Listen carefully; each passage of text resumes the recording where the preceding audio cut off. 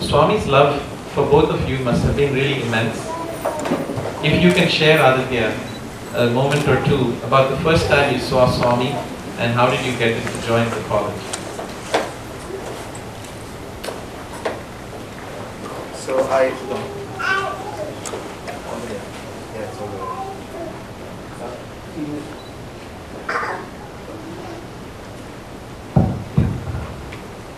So I saw Swami for the first time physically in 1992, and my dad had pulled us all up together and we had gone to see Christmas. Christmas has a very special place in my heart, and I remember seeing Swami for the first time. I saw him at that, back then, he would actually come out of that silver door. You know, there was a silver door on the mandir. And just before Swami would come out for that darshan, he would wear a silver, white robe, and he would come out of that door. But before that, for about an hour, all the devotees would go around mandir singing Christmas carols. And I remember I heard it for the first time at the hair of my hands stood up, I had goosebumps. And it was probably the most beautiful thing I'd ever seen. And when I saw Swami coming out of that door, it was pretty much the most amazing thing I'd ever seen. Because the atmosphere was, if there's a word to it, was the most peaceful and gentle atmosphere I'd ever been in. It was very calming.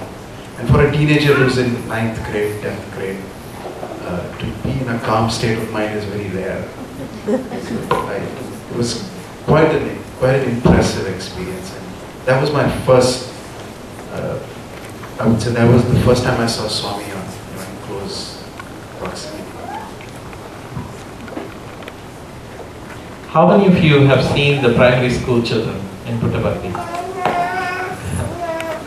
Everyone who's seen them adore them, really want to be with them. One of the reasons is Swami would never miss anything of theirs. Well, Sai Charan here had that wonderful opportunity, and I'd like to ask Sai, what was your experience in the primary school? Sai Ram, everyone. Sai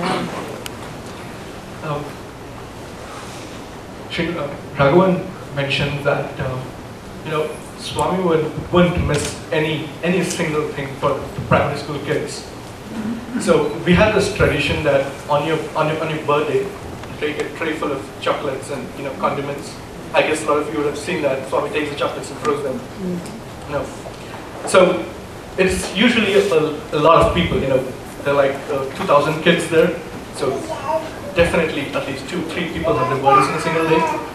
So you have people from the primary school, the higher secondary school, and the university. Even if it's the university student who comes first, time-wise sits in the first spot, that's the most prominent spot, invariably, Swami will look for the youngest kid, give him attention. Because, looking back, all I can say is, among all the people, all the age group people, the one that needs most attention, the one that needs most grooming, was probably the youngest one. I joined at the age of 5 when I didn't know what it meant to be with him. I guess it wasn't till my 5th grade that I understood what it was where I was. So, but by then, by the time I was in 5th grade, the attention that Swami had given to us in these little details of remembering to come and give you blessings on your birthday, it became a matter of pride for us. It became a matter of importance to us. In the 19 years that I was in Puttaparthi with Swami, 3 years was in Brindavan, in the Whitefield campus. So those are the 3 years that I was sort of afraid of.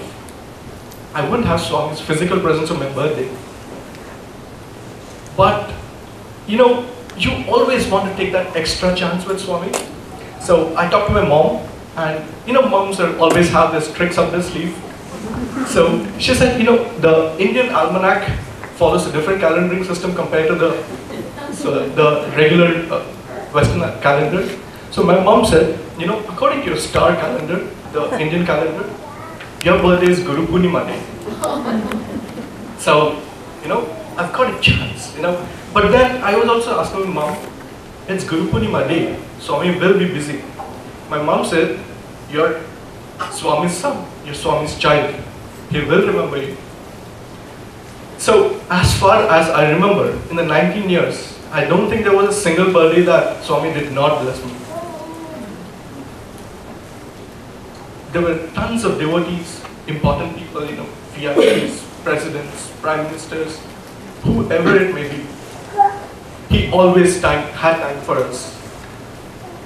It was, after all, the birthday of one little kid in the gathering of thousands of people. He will remember to give his time for us. And that, I guess, is all the motivation I need to keep going for any single day of my life, every single day of my life. Thank you. How was it like to be, Charan has told lots of stories. How was it like to be in the hostel, in the primary and secondary school, before you went to the college? What was your teachers and the people who looked after all of you? For after all, Swami was your mother and father. So primary school was the time I spent the first 7 years of my time with Swami was spent in the primary school. Swami,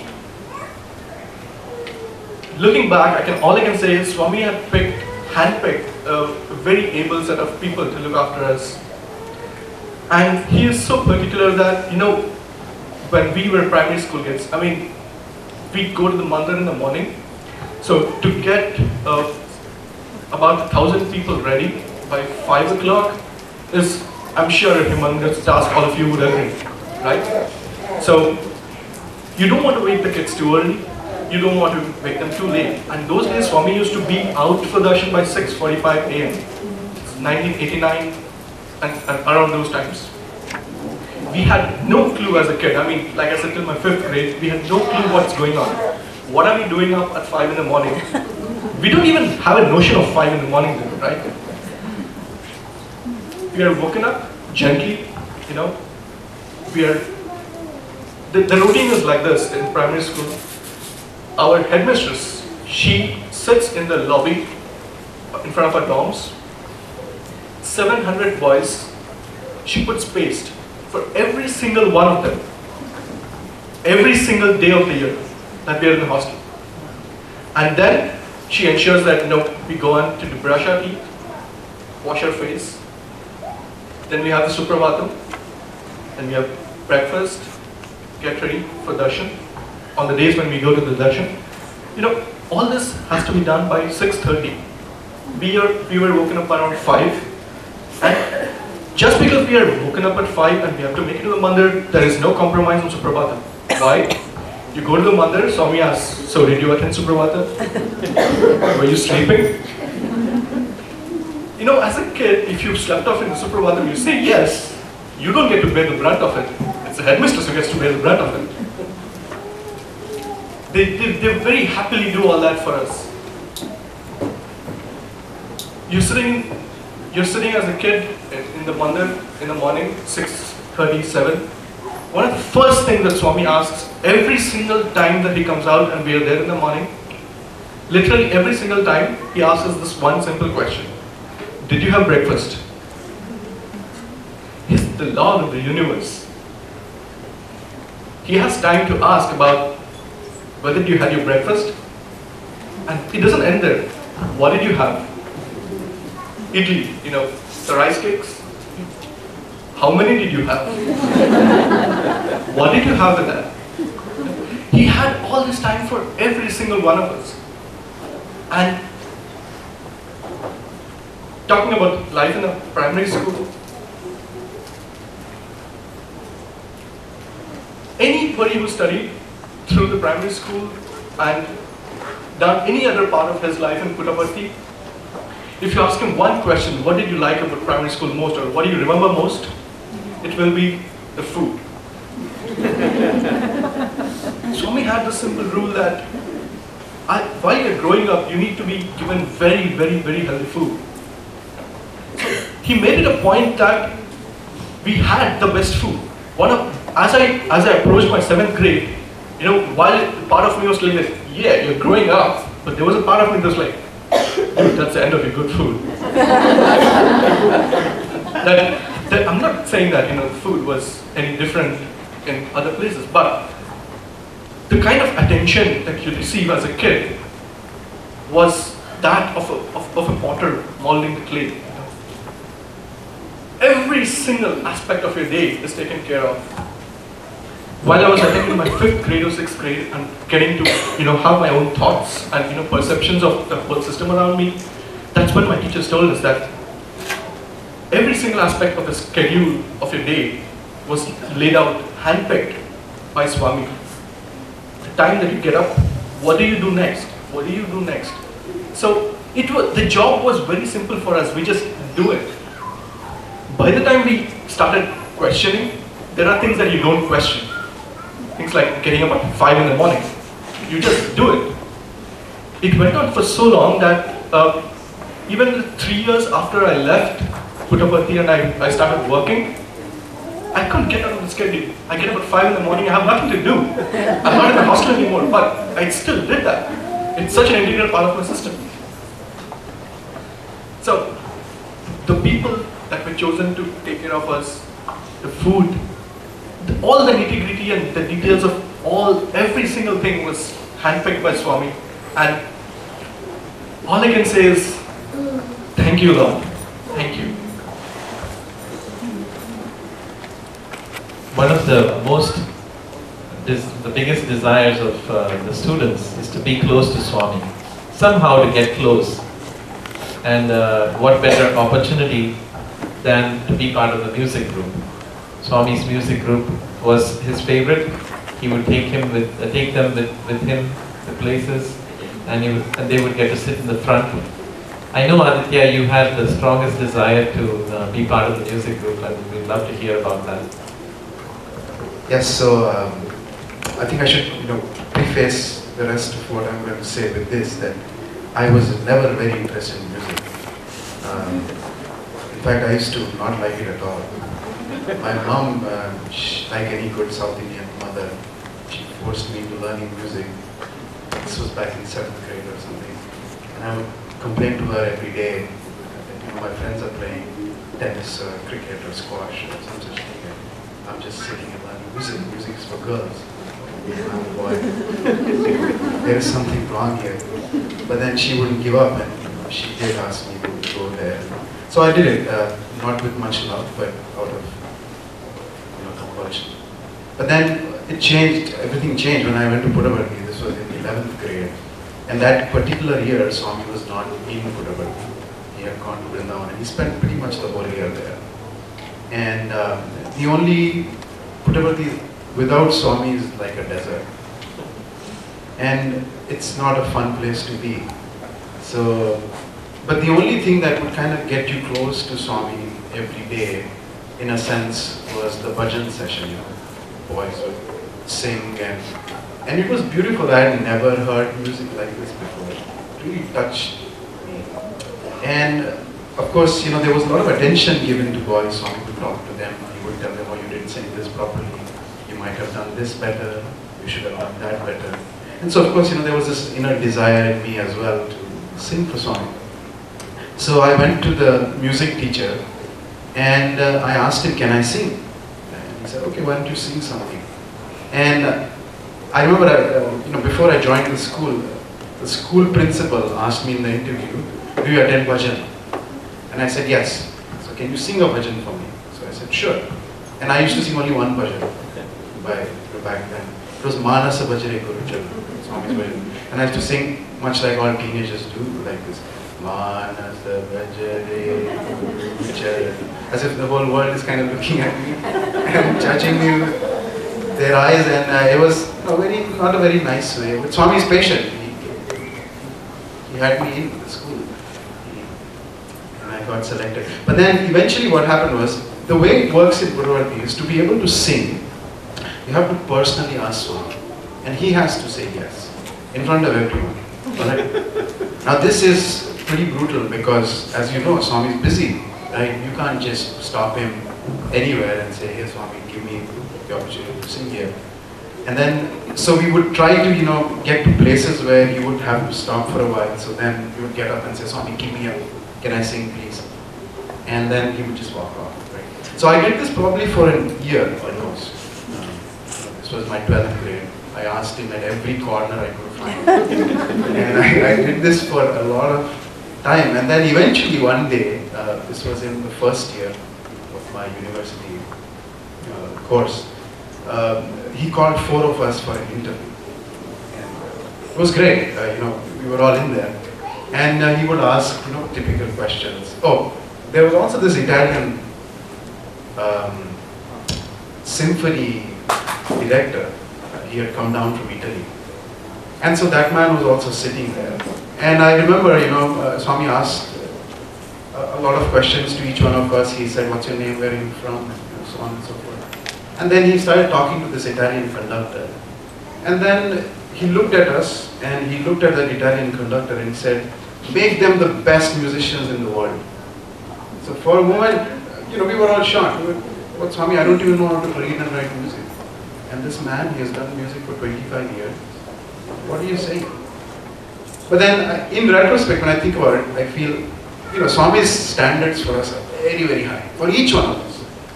When he says, you can learn music, you can do anything you want, that is absolutely true. Absolutely true. It's just a matter of focus and a matter of working towards it. So at the end of this interview, you know, I got my courage. I pulled it together and I stood up and said, Swami, I want to sing for you. In the one day. He was very happy. He patted me on the cheek and he said, Manchi, tell me. And so from there on, really, that's how I got. Which is very good. Which is very good. Because I didn't know what I was stepping into. But back then, it was great because this is a disclaimer, but singing in the mandir is easily one of the most stressful jobs. And I've been in corporate, I've been in a job like that for several years now, and I can tell you, singing in mandir was hard. Not because of anything else, just because you are representing Swami. There are 5,000 people outside. They have come to see Swami. They don't want you to make a mistake. If their focus is on Swami, then you have to sing so well, or you play your instrument so well, that the focus doesn't shift on your instrument or your bhajan. It has to be on Swami. The bhajan has to just go on. So that's the idea that, you know, is drilled into you day in and day out. So being a bhajan singer taught me some very good lessons. And yeah, that's how I got it. What was the post Manchindi? After the Manchindi, what happened? Oh yeah. So, you know, the way this works is you go to the music teacher and you say, I want to sing a bhajan. And then, you know, he'll ask you, of course, did Swami give you permission to sing? Luckily for me, the music teacher was in the interview as well. So that was good. But then I asked him, I want to sing a bhajan. And I picked the hardest bhajan possible. You know, it's amazing the way the mind works. It's like, I have free will to do anything I want. You know, God will myself. But it doesn't work like that. So I went to him and I said, I want to sing this bhajan. So he kind of first, you know, from that bhajan he pulled me down to a much simpler bhajan. That was the first thing he did. And then the bhajan was Manamohana Anandana. And the bhajan goes like this. It says, Manamohana Anandana. Very straightforward bhajan. It's all nice major scale. No complications. I had to practice that for almost 4 months before he would let me sing. Every day I went to him and he would say, that line, you know what, you need to work on that. And I would go back and I would work on it again. And it became frustrating, but at the same time, I see now why it's useful. It's necessary for us to be able to sing in front of Swami, in front of God, in a place of worship. It's not easy. You have to do your best because you are offering this to someone who's he's God himself. And there are so many people out there who are there to see Swami and their attention should be on Swami. It should not be on the mistakes that we have made. It should not distract from what is necessary. So, that's how it was. To begin with, I was very naive. I thought, oh, it's going to be nice, it's going to be cakewalk from here. But then, I think over a period of time, Swami, one way or the other, he put me on the path of working hard, understanding that work every day means something. It's like a sadhana as well. And you need to do these things to be able to improve. It has to be on a daily basis. You can't just say, oh, whatever, today is raining, I'm not going to practice. Bhajan will go on, whether it's rain, shine, or whatever. Right? Bhajan is every day for work. And you have to practice. You have to work hard. You have to make sure you practice the bhajan 100 times. Every single detail needs to be clear. Because in front of Swami, anything can happen. Anything can go wrong. I'll give you an example. One evening, my dad called me and he said, I'm coming with your mom. And, they were living in Delhi. Yeah. So they came down and I thought, okay, I'm really singing well. I'm going to sing this bhajan which goes very high. Okay, and then everybody will know. My parents outside will know I'm singing. And they can tell the person next to them, oh, that's my son singing. So that was the idea. Alright. So I picked up bhajan, very high, right, sang. Swami was enjoying it really. He was, blissful, and he was enjoying it. But then the high line, and exactly when the high line was going to hit, typically Swami gives, the beat. This is the beat that he will have. He actually tap on his foot, or maybe on the side of his chair, and the beat is set by him, not by the tabla player, but by him, right? And the tabla player has to play exactly what he is doing. So if the tabla player stops, it's not because the tabla player wants to stop, it's because Swami himself has stopped, right? So I was going to hit the high line and suddenly everything went quiet. And I was thinking, what happened here? This was my moment to shine, right? And it stopped. Very valuable lesson. You're not singing for yourself. That's not. So, yeah. So it was hard. But it was great fun. I taught some beautiful lessons. Yeah. Swami's institution and Swami's way of teaching provides you with an all-round education.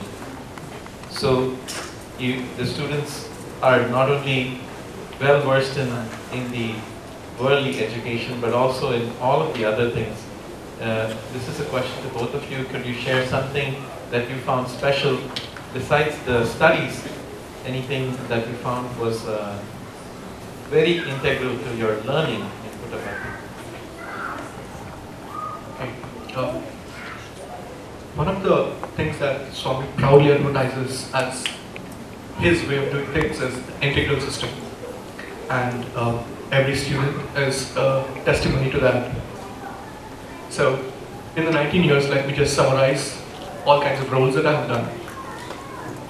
So, I learned Vedam, which is the Indian hymn. So, that was the first thing that you start with. In primary school, every kid learns the hymns of the Indian culture. As we grow up, as a kid, you are not expected to have a responsibility or capable of executing responsibility. As we grew up and we came to the high school, I remember one of the first things I did was to be in charge of the plumbing of the entire hostel. So I remember days, I was in grade 8. I wake up at 3 in the morning because the cooks are in the hostel trying to prepare breakfast and there is no water. So, an 8th grade student responsible for the water system of the entire hostel. I did that for 2 years. Then, so living in a hostel is an integral part of the education system. So people do fall sick sometimes. So the cooks in the hostel make food for everybody. What about the kids who are sick? So there are other kids who make food for them. I served, so that's called the sick ward. I served in that for about 2 years. So the reason I'm saying is this, that the moment you think you're big, you also are given responsibilities, and we learn to do them. So, plumber, cook, I can take care of the sick. Then I served on the audio system for about 3 years. So when I say audio system, it's not just setting up the speakers. I remember we actually made 250 speakers. So I'm very proud when I go to the mandir and listen to the bhajans. I know that one of the speakers is what I made. There was always this great speculation. That speaker in front of Swami, was it by me? You never know the answer to that, but that's the thing. The electric and the wiring in the hostel, the students did that. I spent some time there too. We have visitors to the hostel. We don't have any special people taking care of them. And the staff, the teachers don't do that themselves. Instead, Swami has instructed them possibly that the students should do that.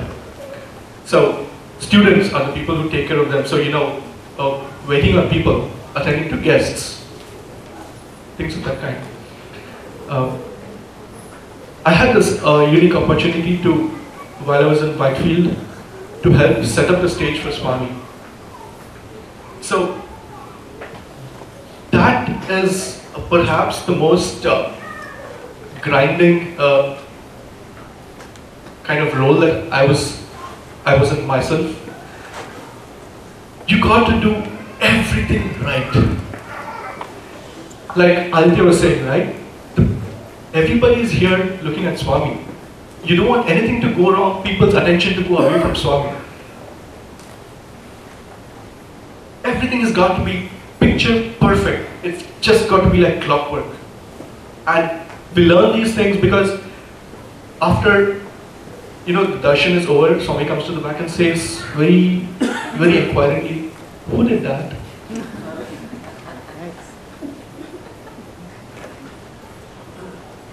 Those little things are all the motivation you need to do all these integral activities. When there are special occasions in the hostel, a bunch of students, maybe 10, 15, cook the entire menu for all the 700 students. We do it voluntarily. We ask the cooks to take a break day off, and we do that. We can do the handyman's job. We can do the plumbing, like I said, electricity. We wash our own clothes for the most part. We clean our hostel. We take care of our rooms. We have people to help with the housekeeping, but they will not be allowed to do the inside of the rooms. You have to do that, and to ensure that the rooms are clean, teachers will come and ensure that it's being taken care of. At the end of the day, you realize that, looking back, obviously, that there is literally nothing that you should ever have to say, look for somebody else to help. You're totally self-sufficient. And all this in addition to your education. Want to add something, Aditya? Yes, the Grama Seva, which is another very important event in the year, it's planned much in advance, and we go out in trucks fully ready to actually go to these villages and give out food and clothes. More importantly though, of course we all do that, but I think there's a certain protocol which people follow when they're giving this to the people there. And it's all done by Swami. He says precisely how you need to interact with these people. They should not feel as if they're getting something out of pity. It's not, so there is a certain way Swami trains these. He'll say, this is exactly the order and this is exactly the way you will say things when you go to that house. that much detail. And so to me, it's completely mind-boggling that, you know, Swami was able to do that. I mean, now that I've been in a job for this many years, as a manager, you know, Swami says, life is my message. It never made sense to me. Now when I see, as a manager, I just don't know how he did it. I mean, imagine the number of people he had to interact with on a daily basis to pull off a project of the size of a water project. To be able to, you know, do that in India, where doing anything is such a pain, right? To be able to pull that off and to have that kind of a vision, it's just mind-boggling.